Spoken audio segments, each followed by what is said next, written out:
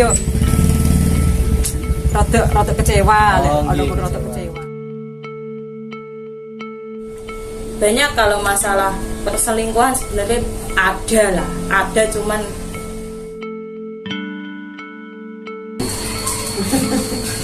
yang anak muda jarang sekarang anak muda nih yang jadi di mebel.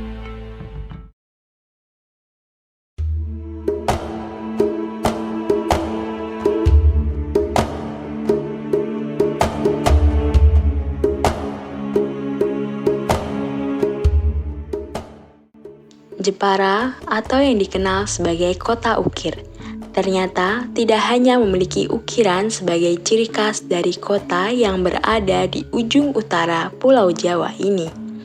Kabupaten Jepara dulunya didominasi oleh industri-industri mebel, baik milik perorangan maupun milik investor asing. Kenyataannya, usaha tersebut pada zaman sekarang mengalami penurunan yang lumayan signifikan karena adanya kemunculan industri garmen di Jepara yang baru-baru ini menguasai sektor industri. Industri garmen sendiri mulai ada di Jepara sejak tahun 2007. Beralih profesi tersebut menimbulkan perubahan sosial, terutama dalam hal gaya hidup, isu gender, dan pelanggaran norma sosial di masyarakat di kawasan industri garmen.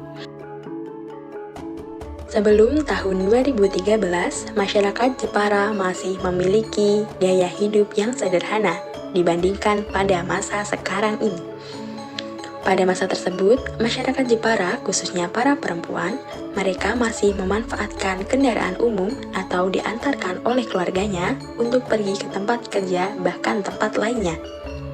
Dari segi berpakaian, sebelumnya mereka menggunakan pakaian yang sekiranya nyaman untuk dipakai dan sesuai dengan keperluan dengan harga yang terjangkau. Masyarakat juga lebih sering melakukan pekerjaan rumah sendiri tanpa menggunakan jasa yang membantu pekerjaan rumah seperti laundry dan lainnya.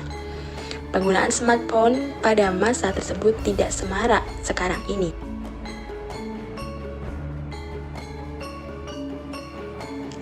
Sebelum adanya garmen, industri di Jepara dikuasai oleh industri mebel, di mana 3/4 pegawainya adalah para laki-laki dan 1/4-nya adalah perempuan. Selain menjadi karyawan mebel, pada masa ini perempuan kebanyakan adalah seorang ibu rumah tangga, pedagang, pelayan toko, dan lainnya. Itu juga anak-anak muda berarti?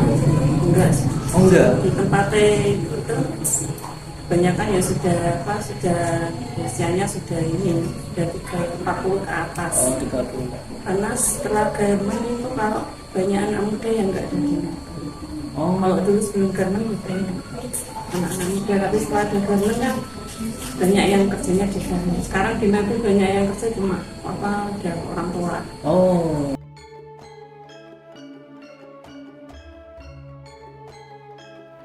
Pelanggaran norma sosial biasanya terjadi karena banyak faktor.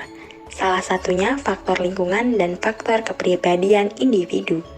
Beberapa pelanggaran norma sosial yang terjadi diantaranya adalah pergaulan bebas, prostitusi, mabuk-mabukan, dan lain sebagainya.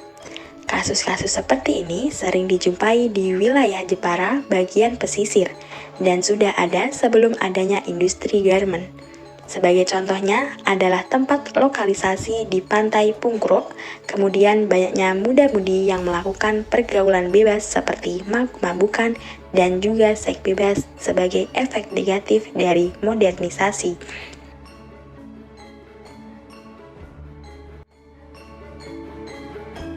Selain bertujuan untuk memudahkan aktivitas, penggunaan kendaraan pribadi juga digunakan sebagai ajang untuk meningkatkan pamor. Itu hambatannya apa aja sih sebelum berangkat kerja atau pulang kerja? Apa kalau boleh diceritakan? Macet, paling sering macet sih. Ya paling di lampu merah. Soalnya kan juga barengan sama pabrik lain gitu. Pas kebetulan saya dari barat, yang lain dari timur, terus saling ayel-ayelan, rebutan jalan, sering sih itu kalau pagi sama sore. Macet sih ya. Macet. Iya.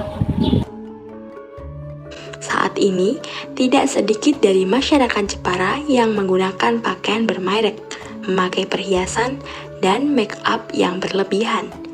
Gaya hidup konsumtif lainnya yang saat ini dialami oleh masyarakat Jepara adalah mereka yang lebih sering kumpul di kafe, melakukan perawatan di salon, melakukan gym, dan ikut kegiatan senam setiap weekend. Kalau jawab ini kayak rada malu. Ini gimana ya? Mau dibilang hedon itu juga tergantung. Kalau orangnya jujur kayak saya ini, kalau bisa kenapa enggak kayak gitu? Tapi juga harus balance ya, nabung ya, healing juga. Enggak cuma semata-mata ngabisin duit, pergi sana sini doang, tapi nggak mikirin ke depannya. Kalau kakak menurut sama. Oke. Interaksi antar warga di Jepara juga masih terus berjalan meski relatif berkurang. Saat ini, masyarakat Jepara juga lebih sering menggunakan bantuan dari jasa tertentu seperti laundry, ojek online, untuk memesan makanan, dan masih banyak jasa lainnya. Semenjak munculnya garmen, sebagian besar perempuan di Jepara kemudian beralih profesi menjadi karyawan garmen dengan alasan utama adalah pendapatan yang jauh lebih tinggi. Industri garmen lebih banyak didominasi oleh karyawan perempuan dibandingkan oleh karyawan laki-laki. Hal ini dikarenakan mereka menganggap bahwa perempuan jauh lebih tekun dan lebih ulet saat bekerja. Dampaknya, perempuan di Jepara menjadi tulang punggung keluarga, dan sedangkan para laki-laki kebanyakan menjadi bapak rumah tangga. Isu gender ini mengakibatkan banyak konflik dalam rumah tangga di Jepara yang disebabkan oleh faktor ekonomi, di mana pendapatan sang istri jauh lebih besar dari pendapatan suami. Adanya kasus perselingkuhan serta kasus KDRT. Hal inilah yang menyebabkan meningkatnya kasus perceraian di Jepara. Lek masalah itu bener. Emang mungkin kan karena apa? Ya iku mau sih. Tulang rusuk menjadi tulang punggung iku mau sih. Iku banyak perceraian, emang banyak. Meneh cara pabrikku, lek sing kok pabrikku ya.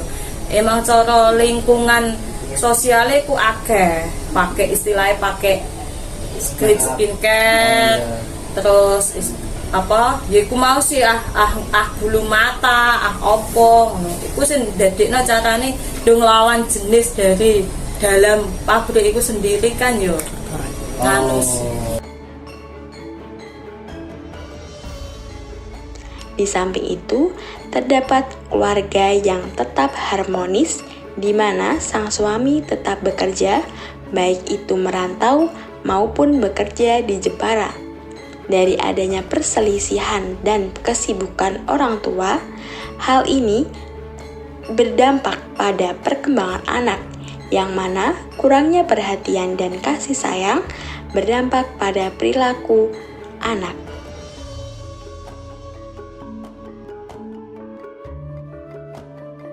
Dari keduanya emang apa ya, dari karena punya anak kan emang nggak ada banyak waktu buat anak.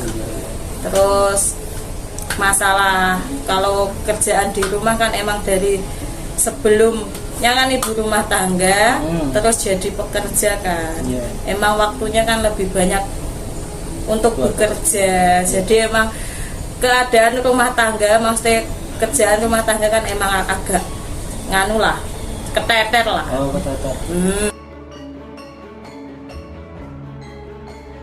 Dengan adanya industri garmen, banyak sekali peluang usaha yang dilakukan oleh masyarakat sekitar, seperti usaha kos-kosan yang dibangun sebagai tempat tinggal karyawan garmen.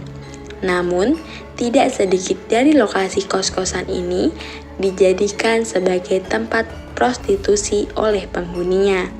Terdapat pula kasus pelecehan dan perselingkuhan yang terjadi di sekitar kawasan Garmen. Dua hal ini mengakibatkan maraknya masyarakat Jepara yang terkena penyakit HIV/AIDS. Kasus mabuk-mabukan di sekitar tempat kerja juga sering dilakukan oleh karyawan Garmen.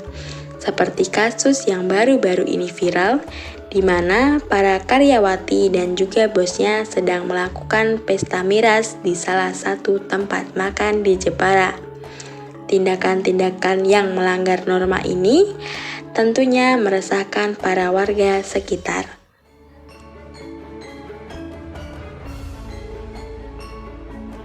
Lah niku tanggapan jenengan pripun, Bu?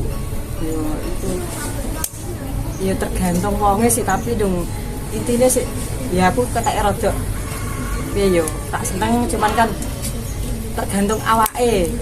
Maksudnya ora kabeh karyawan ngono kabeh, tergantung kumpulane lah. Seiring dengan perkembangan zaman dan munculnya industrialisasi di Jepara Selatan, mengakibatkan terjadinya perubahan sosial seperti perubahan gaya hidup, isu gender, dan pelanggaran norma sosial yang terjadi sejak tahun 2013 hingga saat ini.